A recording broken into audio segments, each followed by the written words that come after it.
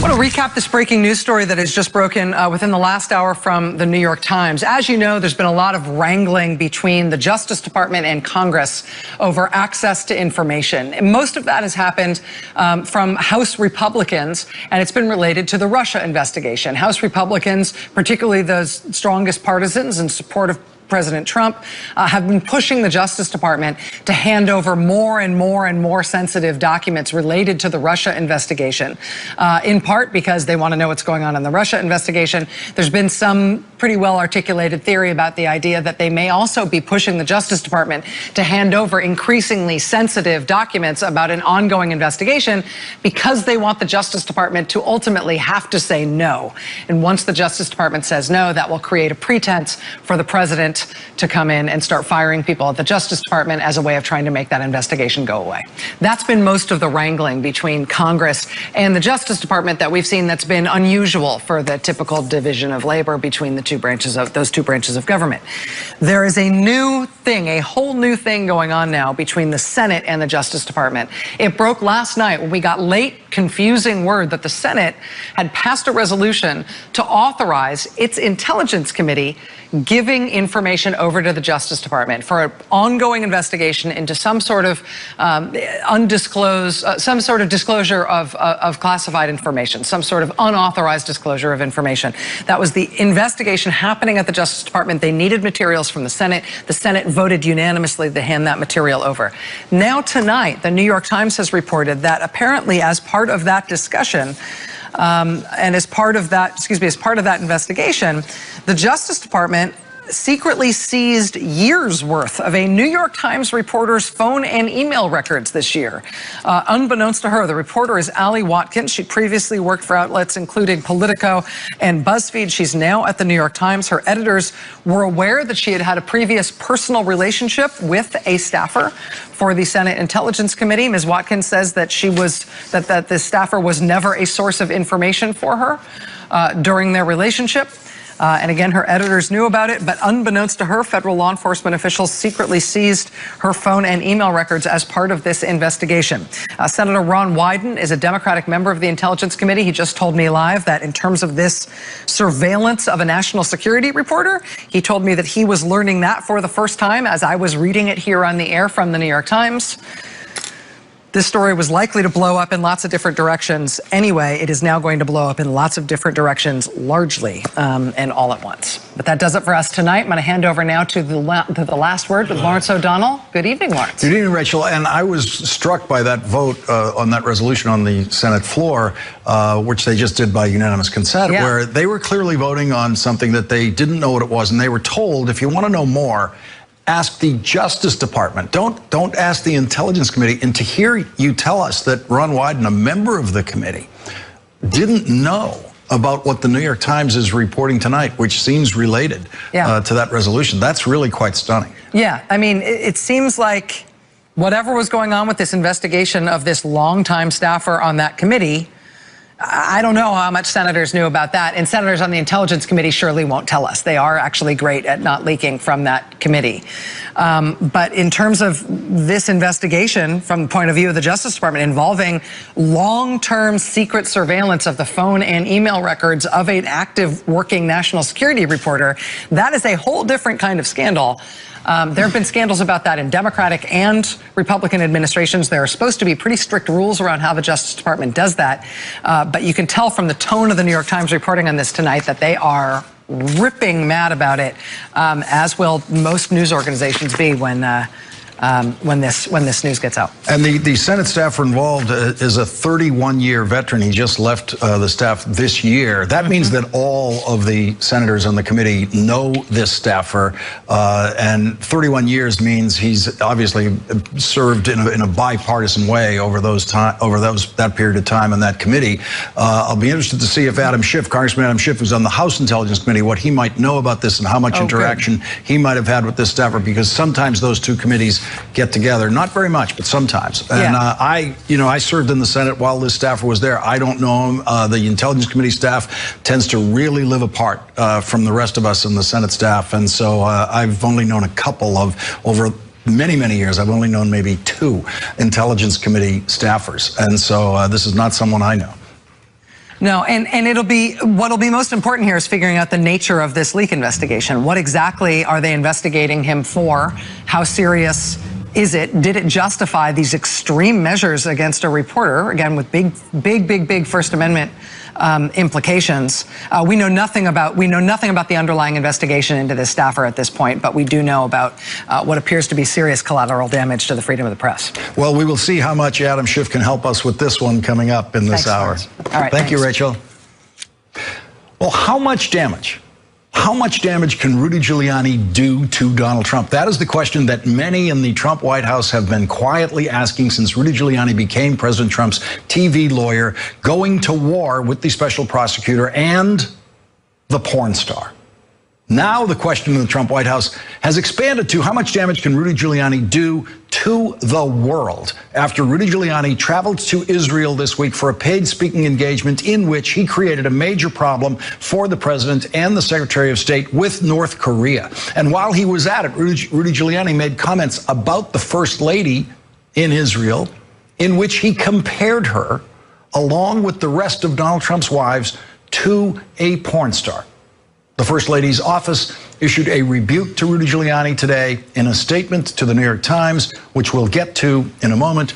Today, the Secretary of State, Mike Pompeo, had to defuse what Rudy Giuliani said about North Korea in the middle of all those things that Rudy Giuliani said about the president's wives and the porn star Stormy Daniels.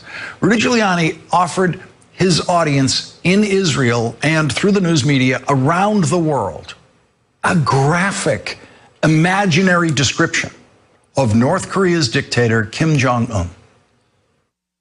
Well, somehow, North Korea, after he canceled the summit because they insulted the vice president, he said, well, we're not going to have a summit under those circumstances.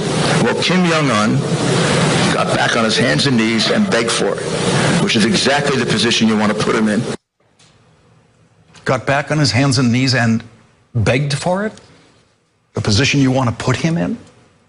This from a man who within minutes of that graphic, if not pornographic description, said this. Now, I don't really look at porn. Please get that down. I don't look at. Okay, so he didn't mean that thing about the hands and knees and the begging in a pornographic way. Kim Jong-un got back on his hands and knees and begged for it, which is exactly the position you want to put him in. And so now the question is, did that sound like a joke to you? He didn't get any laughs when he said that, but today Mike Pompeo said that he thought Rudy Giuliani said that in jest. And then the Secretary of State told the world this about the president's TV lawyer. Rudy doesn't speak for the administration when it comes to this negotiation and this set of issues. And not long after that, today, Melania Trump told the world the same thing about Rudy Giuliani. He does not speak for her. Maggie Haberman of the New York Times tweeted this afternoon, yikes, I asked FLOTUS spokeswoman Stephanie Grisham about Giuliani saying that she believes her husband, Ray Stormy Daniels. Response, I don't believe Mrs. Trump has ever discussed her thoughts on anything with Mr. Giuliani, which brings us to the president and the porn star and all the president's wives and all of Rudy Giuliani's wives, thanks to Rudy Giuliani, the person who is supposed to be defending the president on TV, not creating new problems and horrors for the First Lady on TV, which Rudy Giuliani has now done. Let's review what Rudy Giuliani said about all that yesterday in Israel, beginning with Rudy Giuliani's slightly confused personal relationship with porn. Now, I don't really look at porn. Please get that down. I don't look at. Okay, so which is it? I don't really look at porn, or I don't look at porn? Because I don't really look at porn really sounds like a Hollywood vegetarian at an In-N-Out Burger drive-thru saying, I don't really eat meat while they're waiting for a double-double. And viewers, note here, I apologize for the pornographic sound of the menu item double-double, but that is a real menu choice at In-N-Out Burger. But even though Rudy Giuliani has developed some major credibility problems in defending the president, let's just this once take Rudy Giuliani at his word that he does not enjoy pornography as much as the billions of people in the world who have made pornography 1/3 of internet content. Let's just assume that Rudy Giuliani sticks religiously to the other 2/3 of the internet, and he really is a pornophobe. If that's true, it's a good thing Rudy Giuliani was not on Twitter today, which was filled, and I mean filled, with naked pictures of the First Lady from her modeling career, all provoked by Rudy Giuliani talking about women selling their bodies. Women selling their bodies for exploitation in porn, which of course includes still photography of naked women. That is how porn was born, photographs of naked women. So when Rudy Giuliani attacked women in porn like Stormy Daniels, that unleashed more naked pictures of the First Lady than anyone has ever seen on Twitter today. Here's what he said that provoked that. I'm sorry, I don't respect a porn star the way I respect a career woman or a woman of substance or a woman who has great respect for herself as a woman and as a person and isn't going to sell her body for sexual exploitation. Rudy Giuliani's been around enough to know that there's more than one way for a woman to sell her body for sexual exploitation. Here's a question Rudy Giuliani will never be asked by the people he allows to interview him. When you were mayor of New York and you were having an affair during your second marriage, which began as an affair during your first marriage, when you were mayor of New York and you were having that affair with your press secretary, was she selling her body for sexual exploitation because you were paying her and you were having sex with her? Was that press secretary someone Rudy Giuliani considers the kind of career woman he respects, or was she the kind of career woman Rudy Giuliani says he does not respect? Now, I wouldn't be bringing any of this up tonight if Rudy Giuliani did not decide to do something that Donald Trump has never done. Donald Trump has never once said one word of denial about having sex with Stormy Daniels. A lot of the news media gets this very wrong all the time, but the truth is Donald Trump has never, ever denied having sex with Stormy Daniels. And so Rudy Giuliani was telling a lie in Israel when he said that Melania Trump believes her husband that he did not have sex with Stormy Daniels. And we know it's a lie for two reasons. First of all, Donald Trump has never publicly said that he did not have sex with Stormy Daniels. And today, Melania Trump said through her spokesperson that she has never spoken to Rudy Giuliani about this or anything else. Let's just now watch the ease with which Rudy Giuliani's very, very loose brain shifts from something true to something false in a second. Watch how quickly Rudy Giuliani goes from saying, I can't speak for Melania, which is true. He cannot speak for Melania. Watch how quickly he goes from saying, I can't speak for Melania to, I can speak for Melania. I can't speak for Melania. But you're a personal friend. I am, and I will. She believes in her husband. She knows it's untrue. Now, that might be the 74-year-old brain of Rudy Giuliani in serious neurological decline, or it might simply be Rudy Giuliani, the pathological liar at work. And he wasn't finished. He actually asked us all to look at and compare all of Donald Trump's wives to a porn star. Now, imagine what we would be hearing from the White House and from Republicans tonight if Samantha Bee had done that, compared the president's 3 wives to a porn star. Only Rudy Giuliani has done that. Look at his 3 wives, right? Beautiful women, classy women, women of great substance. Stormy Daniels. And with that, the defense rested. The president's TV lawyer finally put down his microphone and rested his case in Israel. And that night, later that night, now that he's in the middle of his 3rd divorce proceeding and shopping for the 4th Mrs. Giuliani, he rested this way at a restaurant in Israel. Editorial page columnist at the Washington Post, Eugene Robinson, Pulitzer Prize-winning opinion writer for the Washington Post, and Tim O'Brien, executive editor of Bloomberg View, author of Trump Nation, The Art of Being the Donald. All are MSNBC contributors. And Ruth, I want to start with you in any part of this that you would like to select and focus on. Thank you for that excellent double-double offer there, Lawrence. I would really like to know this about Rudy Giuliani. How did he become, first of all, the judge of women? He gets to judge who's classy and who's not classy. And then he's like the women whisperer. He knows what's in Melania Trump's head. I mean, who does he think he is? We can have a discussion about whether being a porn star is empowering to women or is exploitative to women. But as you pointed out, the last person on earth who should be lecturing us about judging people and proper behavior is Rudy Giuliani. And Gene Robinson, once again, Rudy Giuliani, who's supposed to be out there making things better for the president, has made them worse for the president, and a much, much worse situation for Melania Trump today.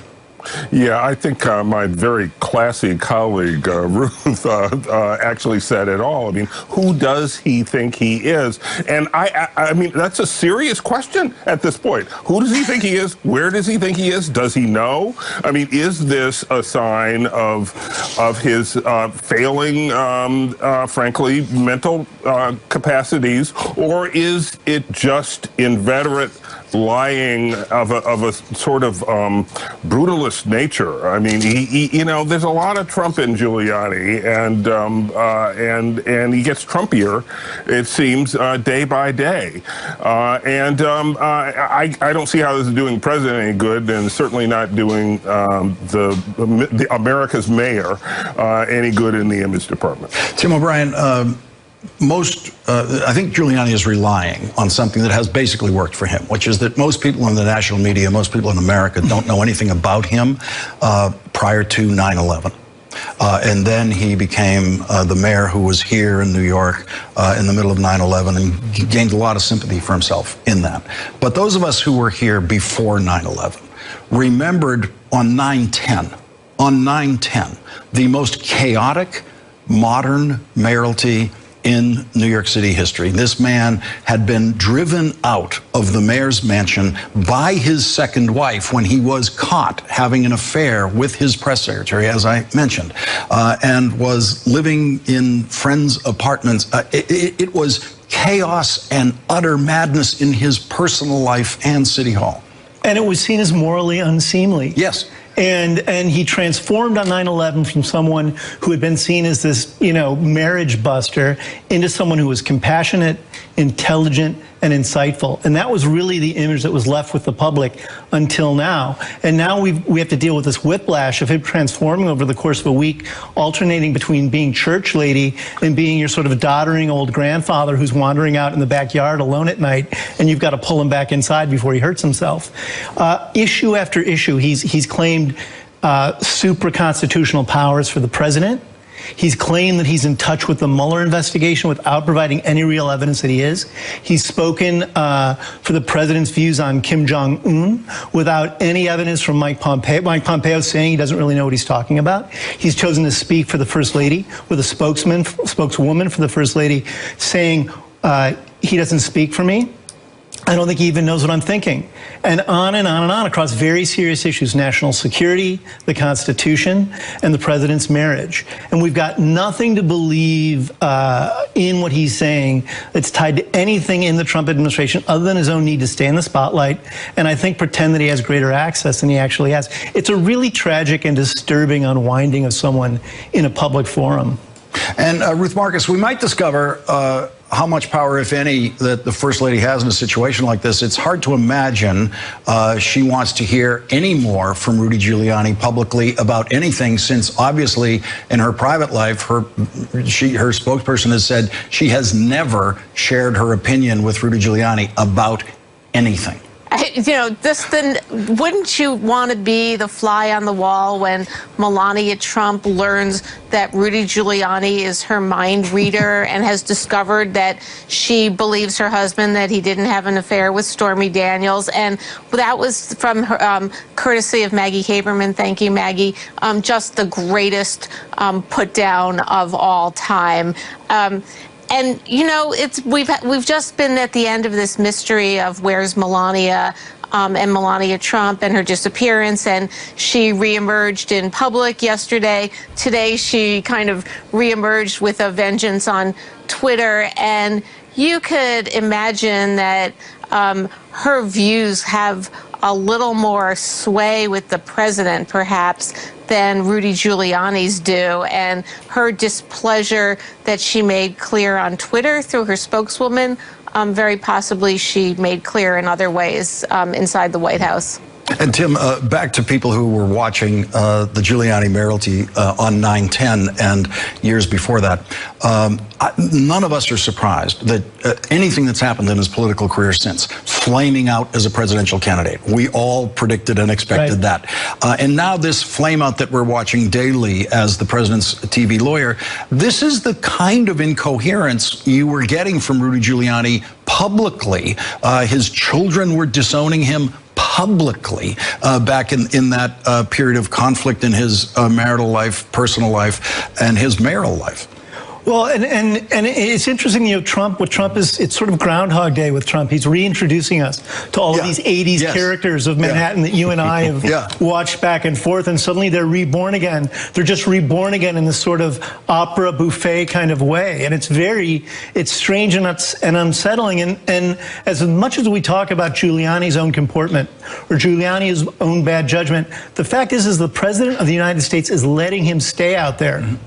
He's been out on the public forum now for a while saying loopy stuff, and the president isn't pulling him back. And I think it's because the president likes this. The president likes somebody who goes out and stirs the pot, because the president himself is injudicious. And the president's getting what he's paying for. He's paying Giuliani nothing, and I think we now know why Giuliani isn't taking any paycheck for this, because he was getting a very big paycheck in that paid public speaking engagement in Israel, and I'm sure he's picking up a lot more of those that he would be inhibited in getting if he was actually on any form of the Trump payroll.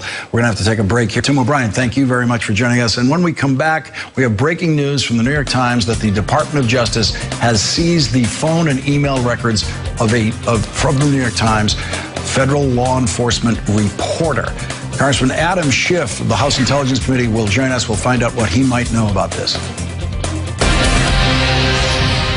Rachel, now, if I were to say to you, thanks, pal, would that sound conspiratorial to you or just perfectly normal? Were you saying it like, oh, thanks, pal? Or were you saying like, thanks, pal? Okay, how about this? How about you and I are lawyers. We are on the opposite sides of a case. And let's say one of us represents Stormy Daniels and one of us represents Donald Trump.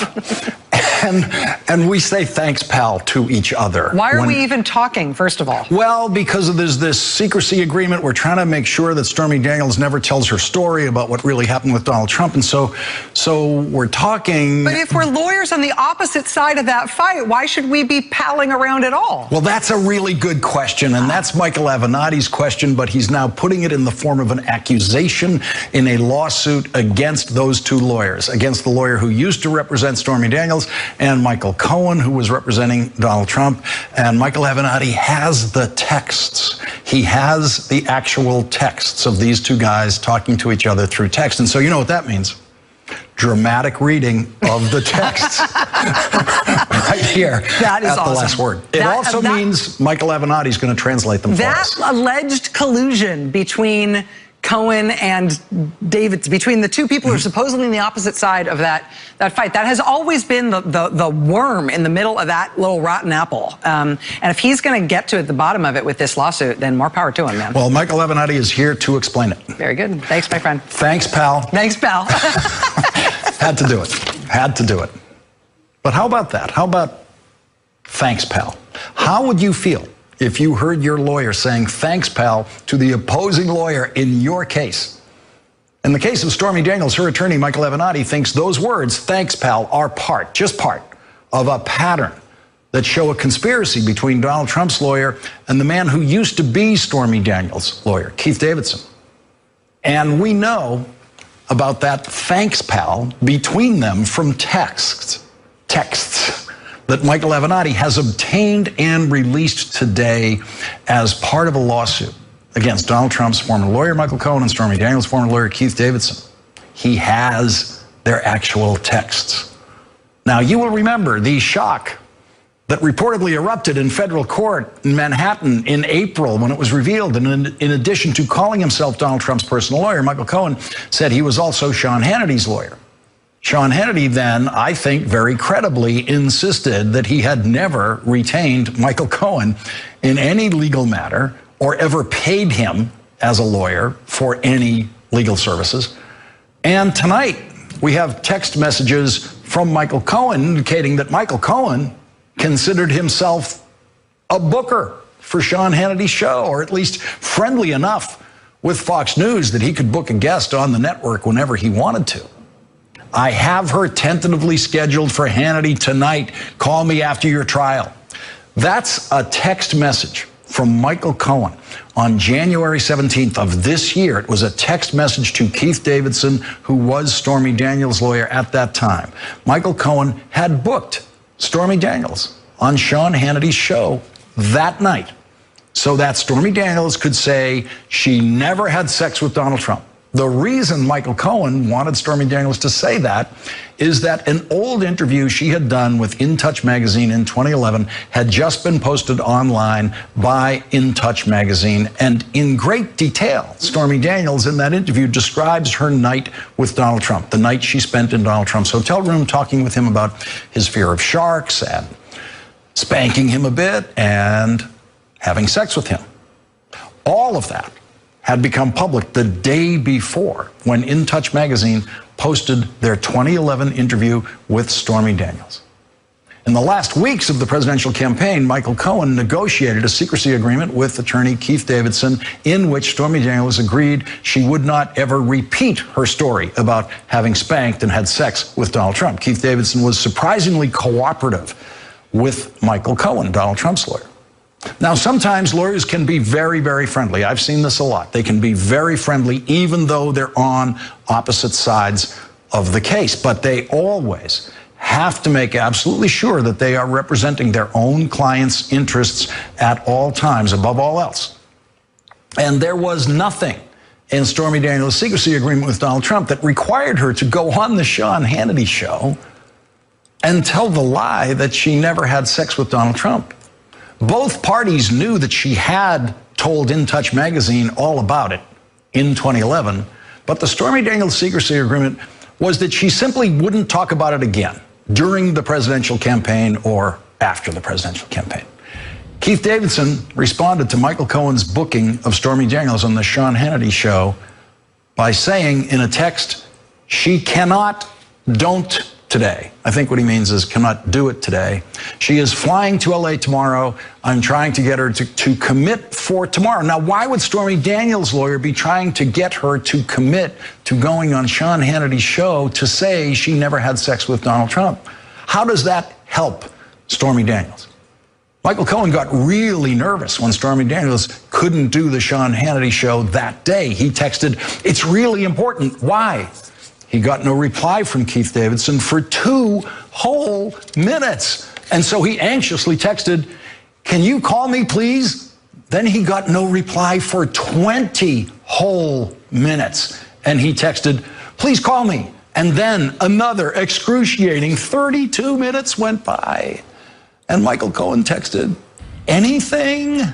And then finally, 11 minutes later, Keith Davidson finally texted, still trying. And then immediately, Michael Cohen replied, "This is no good. We need her, as by doing tomorrow, you just create another news cycle instead of putting an end to this one." Keith Davidson did not reply. And 22 nerve-wracking minutes later, Michael Cohen texted, "Please call me." Again, silence from Keith Davidson.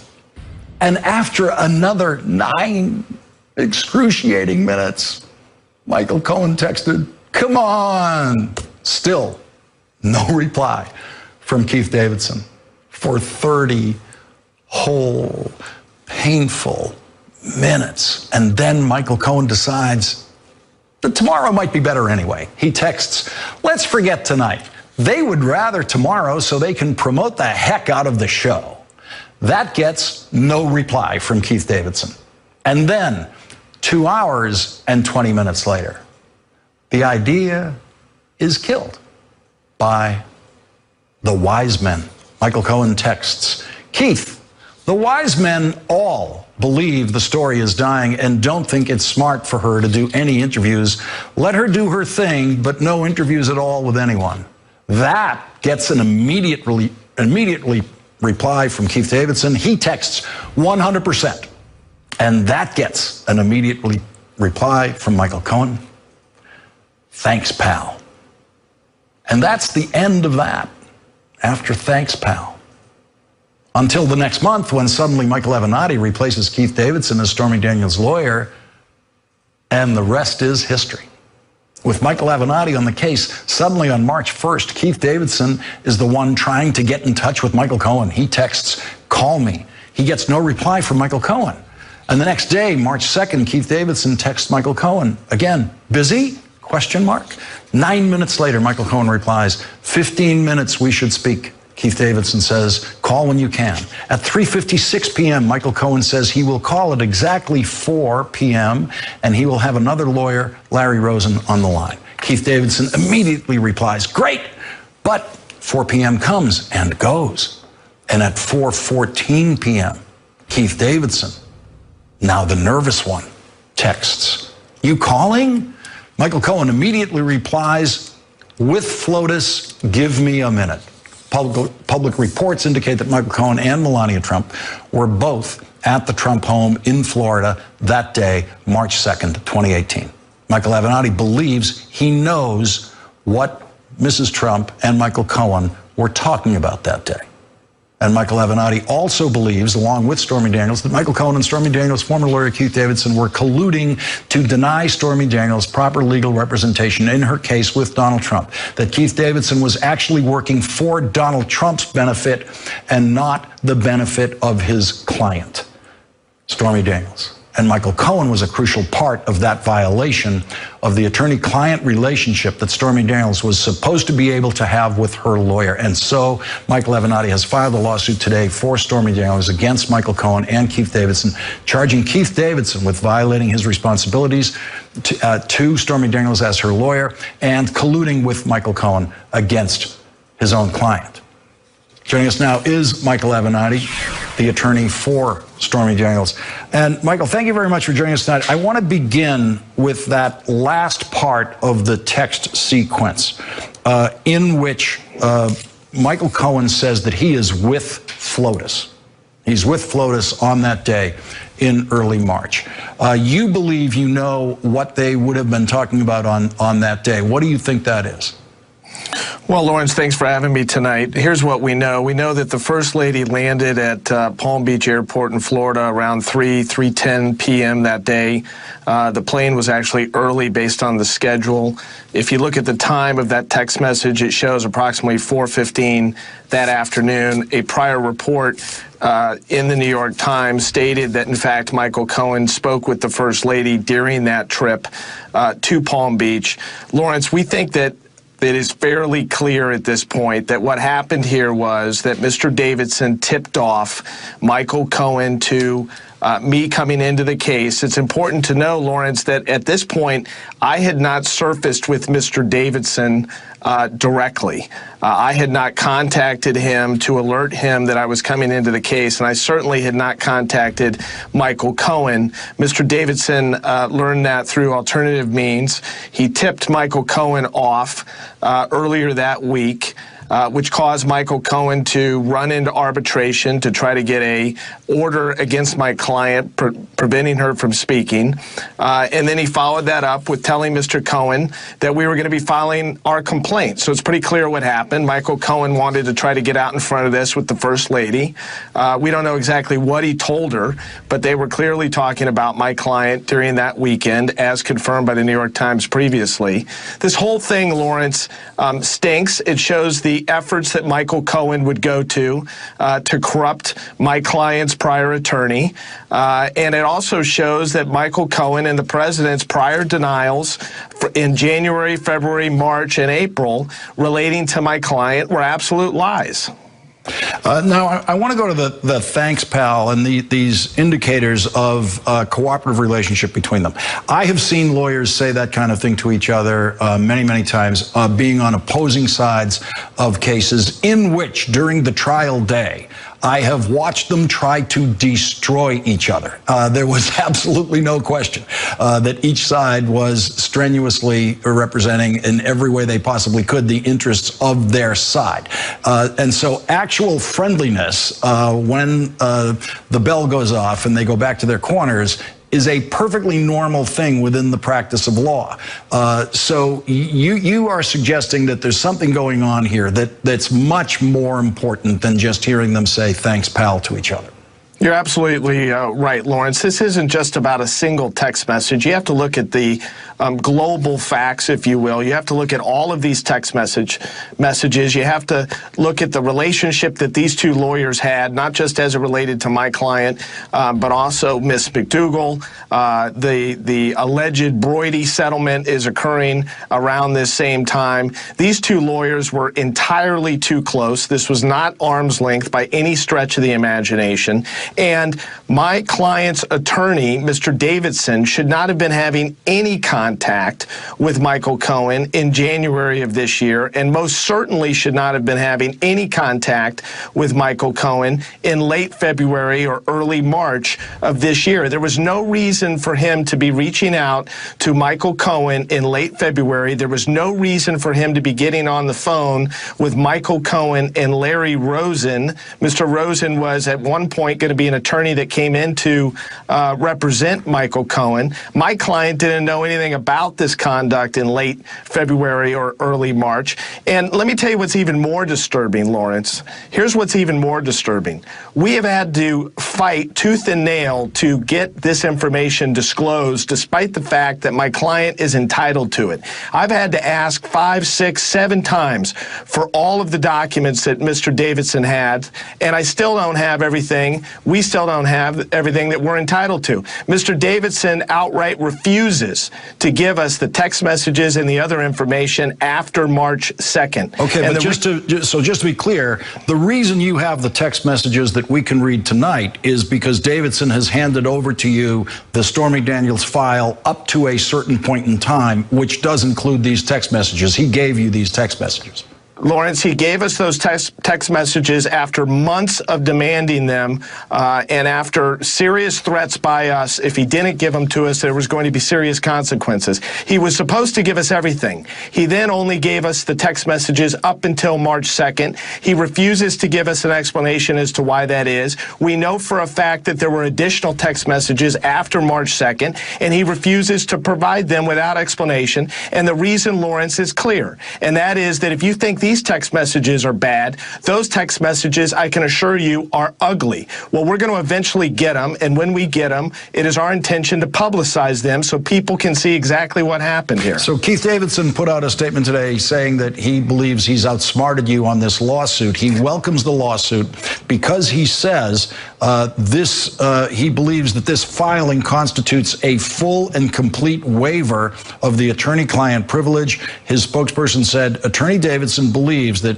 the American people deserve to know the entire truth, and they soon will. The lawsuit has made that happen. So Michael Avenatti, Keith Davidson is saying this was a legal mistake on your part because he is now free of his attorney-client privileged communication relationship with Stormy Daniels. Well, anytime that Keith Davidson wants to debate the law with me, Lawrence, I'd be happy to. He's just wrong yet again. I mean, this is a guy that thinks that he can be disloyal to his client and work behind her back. He's just wrong on the privilege issue. That's not the waiver issue here in California. That's not what the law is. We sent a 3-page letter after we saw that ridiculous statement educating Keith Davidson and his current counsel. They're just flat out wrong. And if they continue to release my client's privilege information, they're going to make things even more difficult. You know, Lawrence, this goes hand in hand with this issue about the tapes that Michael Cohen has, where he tape recorded attorney-client privilege information that he was receiving from Mr. Davidson. And this lawsuit is going to provide us an avenue to get to those tapes sooner rather than later. I want to get your reaction to a couple of things Rudy Giuliani said today. He was speaking in Israel at a paid speaking engagement in Israel. One thing he said about Melania Trump was, quote, "She believes her husband and she knows it's untrue," meaning the Stormy Daniels story. Now, Donald Trump has never publicly said that he did not have sex with Stormy Daniels. So what is Rudy Giuliani talking about there? It's an interesting question, Lawrence. You know, I wonder if when Michael Cohen met with the First Lady in March, I wonder if he bothered to tell her that he had been working to put my client on Hannity some 6 weeks earlier. I doubt it. I wonder if he provided all of the facts to her. I doubt it. I find it very hard to believe that the First Lady has all of the facts, and I actually think that if someone on her staff or even her, if she reads these text messages, she's probably been quite a bit educated today as it relates to what happened here. What was Stormy Daniels' reaction?